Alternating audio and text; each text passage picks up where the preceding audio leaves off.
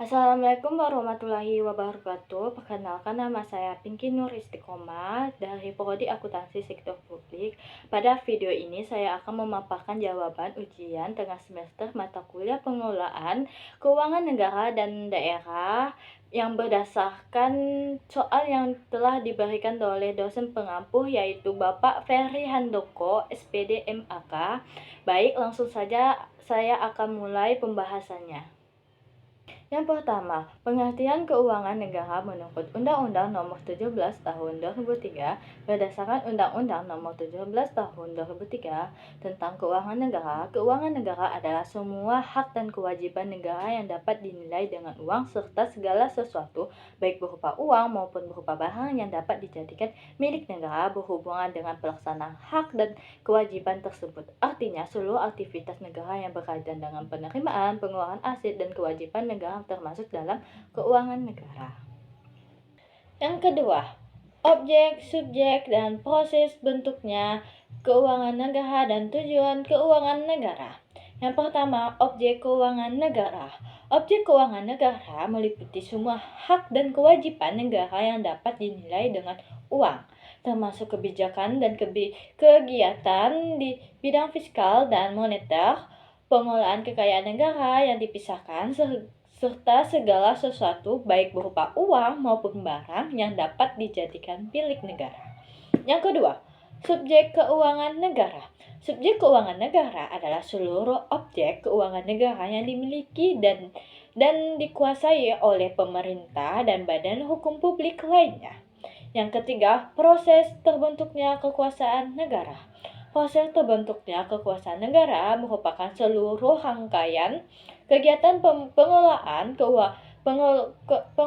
hak dan kewajiban negara yang dapat dinilai dengan uang, dimulai dari perumusan kebijakan, pengembalian, keputusan pelaksanaan, hingga pertanggungjawaban. Yang keempat, tujuan keuangan negara. Tujuan keuangan negara adalah tujuan mendukung penyelenggaraan pemerintah negara agar belanja dengan baik demi kepentingan masyarakat dan pembangunan nasional. Yang ketiga, ruang lingkup keuangan negara menurut Undang-Undang Nomor 17 Tahun 2003. Ruang lingkup keuangan negara dibagi menjadi 3 subbidang. Yang pertama, subbidang pengelolaan fiskal, yaitu kegiatan penerimaan dan pengeluaran negara seperti pajak, belanja negara, dan subsidi. Yang kedua, subbidang pengelolaan negara moneter, yaitu kebijakan yang berkaitan dengan jumlah uang yang beredar, suku bunga, nilai tukar rupiah, dan pengendalian inflasi yang dilaksanakan oleh Bank Indonesia. Yang ketiga, subbidang pengelolaan kekayaan negara yang dipisahkan, yaitu pengelolaan kekayaan negara melalui BUMN atau BUMD seperti Pertamina, PLN, dan Bank Mandiri. Yang keempat, penerimaan, pengeluaran, dan pembiayaan negara. Yang pertama, penerimaan negara. Penerimaan negara berasal dari penerimaan perpajakan, penerimaan negara bukan pajak, dan hibah. Contohnya yaitu pajak penghasilan atau PPh, pajak pertambahan nilai atau PPN, biaya masuk, penerimaan sumber daya alam migas, bagian laba BUMN, dan hibah dari lembaga internasional. Yang kedua, pengeluaran negara. Pengeluaran negara digunakan untuk pembiayaan belanja pemerintah pusat dan daerah. Contohnya seperti gaji pegawai negeri, pembangunan jalan dan gedung, subsidi BBM, subsidi listrik, bantuan sosial, dan dana transfer ke daerah. Yang ketiga, pembiayaan negara. Pembiayaan negara digunakan untuk penutupan defisit anggaran. Contohnya yaitu penerbitan surat utang negara, pinjam dalam negeri, privatisasi BUMN, serta pinjaman luar negeri dari IMF, World Bank, dan ADB. Yang kelima, bidang keuangan negara. Bidang keuangan negara terdiri dari 3 bagian. Yang pertama, bidang fiskal, yaitu kegiatan penerimaan dan pengeluaran pemerintah seperti APBN dan pemungutan pajak. Yang kedua, bidang moneter, yaitu kebijakan pengaturan jumlah uang beredar dan kestabilan rupiah oleh Bank Indonesia.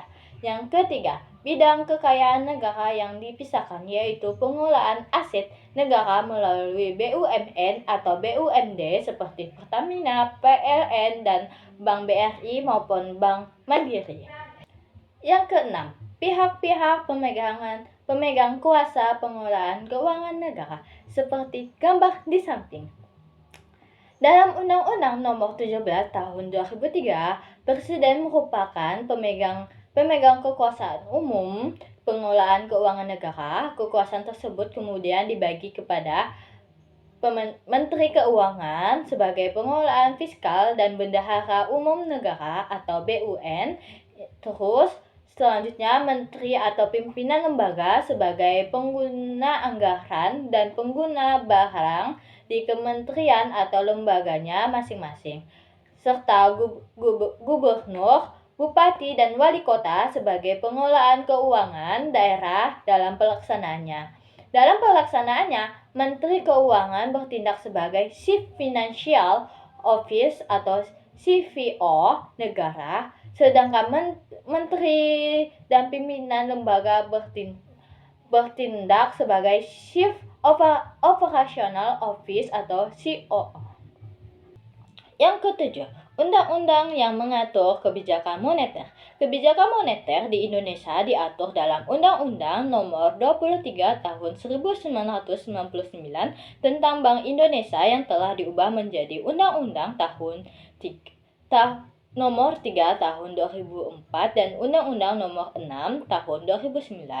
Undang-undang tersebut mengatur tugas dan kewajiban Bank Indonesia sebagai bank sentral yang independen dalam menjaga stabilitas nilai rupiah, mengatur sistem pembayaran, dan menetapkan kebijakan moneter.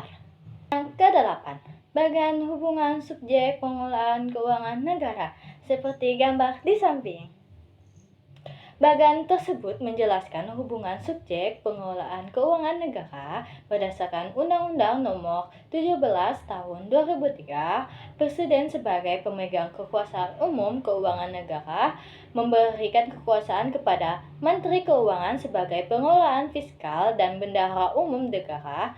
Terus setelah itu kepada menteri atau pimpinan lembaga sebagai pengguna anggaran, serta kepada gubernur, bupati, dan wali kota sebagai pengelolaan keuangan daerah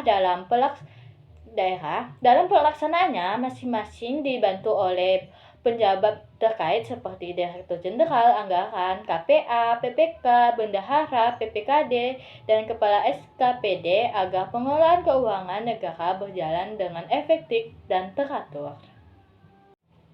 Yang ke-9, paradigma baru dalam pengelolaan keuangan negara.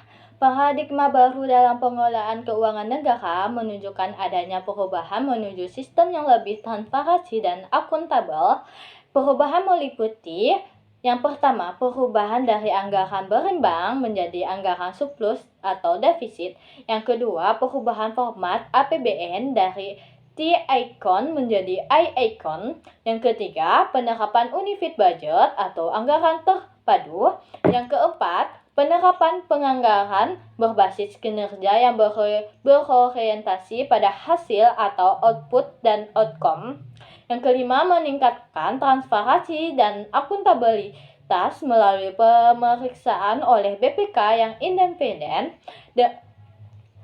Dengan adanya paradigma baru ini, pengelolaan keuangan negara diharapkan menjadi lebih efektif, efisien, transparansi, dan bertanggung jawab kepada masyarakat. Demikian pemaparan jawaban ujian tengah semester mata kuliah pengelolaan keuangan negara dan daerah yang dapat saya sampaikan. Apabila terdapat kekurangan dalam penyampaian maupun isi jawaban, saya mohon maaf. Terima kasih atas perhatian Bapak dan teman-teman semuanya. Wassalamualaikum warahmatullahi wabarakatuh.